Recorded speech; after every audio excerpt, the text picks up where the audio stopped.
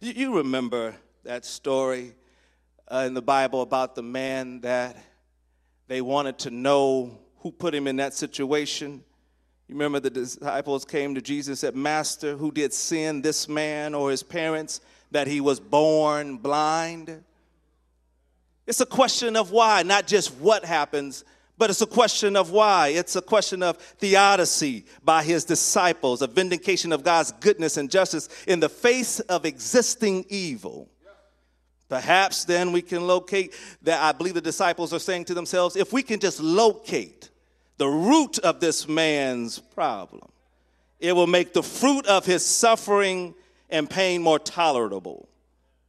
They are more interested in moral investigation than ministry implementation. Not once did they say, Master, you can heal this man. Master, what do you think we can do for this man? Sometimes we hamper people from seeing God because we focus on more how did people, in fact, get to this point rather than helping people move from this point on.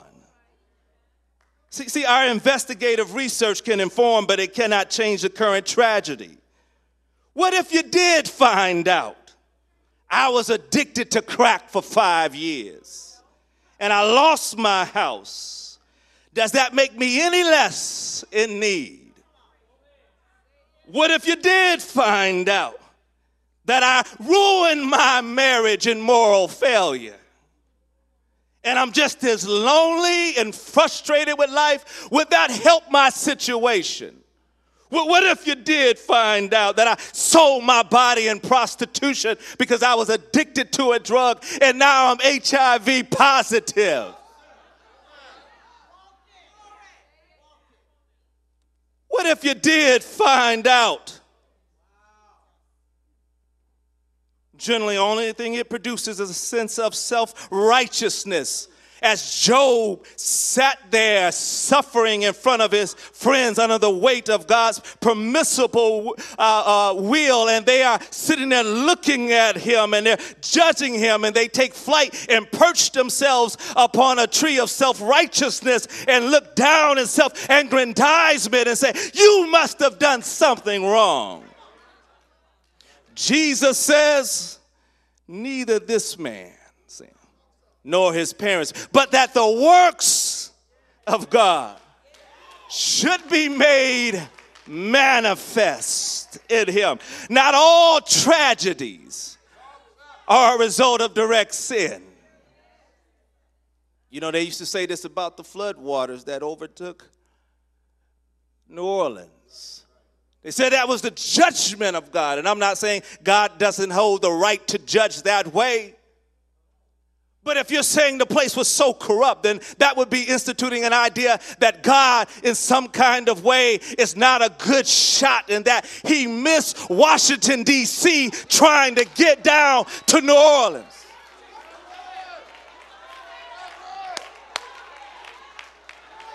Not all tragedies. Because he is blind, not why he is blind, but because he is blind, the works of God can be now made manifest. Jesus moves the conversation from who sinned to what can God do. And that's what I need to know in my personal tragedy. There is a reason for whatever tragedy God allows. And it will always include the works of God being made manifest. This is what seeing God is all about. It's helping people to come to the grips that it's not only what has happened, not only why it happened, but what can God do now?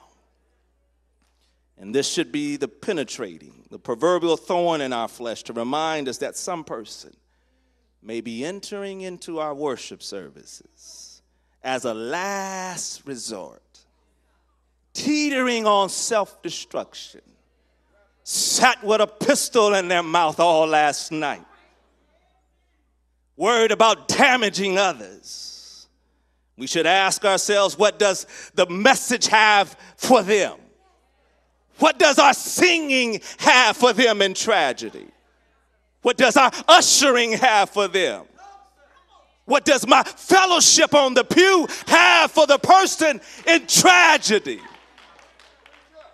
We should envision them coming in the church, battle fatigue, fighting to maintain their sanity, struggling with the toxic stench of memories of a horrid past, dealing with neglect and failure.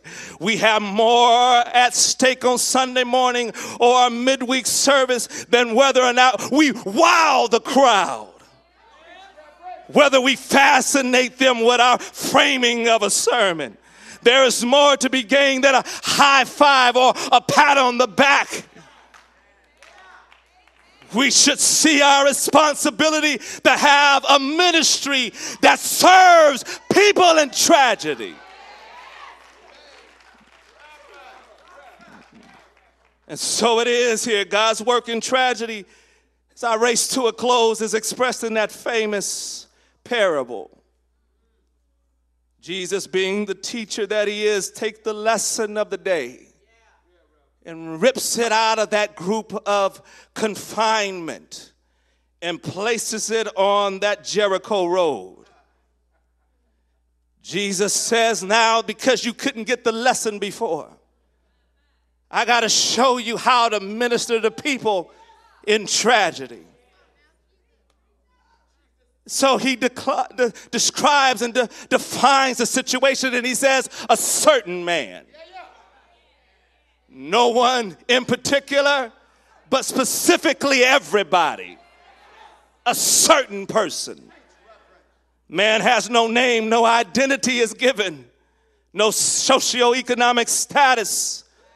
But he begins to set it up, and he says, he fell among thieves. Fell among thieves. And that's what generally happens to people in tragedy. We don't try to, we fall in it. Didn't plan on it, wasn't intentional. But I looked up and I'm in the middle of a tragedy. And what was this man's tragedy? He was wounded, violently assaulted. But there's good news for those of us who have been the victim of somebody's vitriolic words, who taught us how ugly we were, how stupid we are.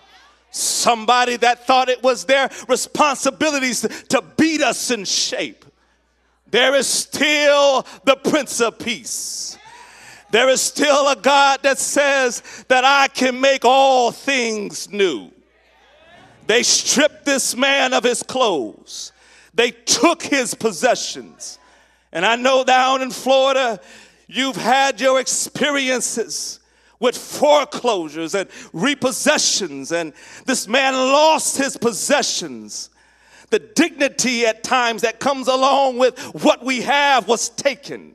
Sometimes we're so wrapped up in what we have, we see ourselves as only as valuable as our car, only as valuable as our clothes, only as valuable as our position. But God says, if you lose everything, I'll still clothe you in righteousness. They beat this man mercilessly. They left him, the text tells us, half dead. Here's the blessing at the breaking point. You said, how could this be a blessing? He's been wounded. He's lost all of his possessions. The text says that they left him half dead.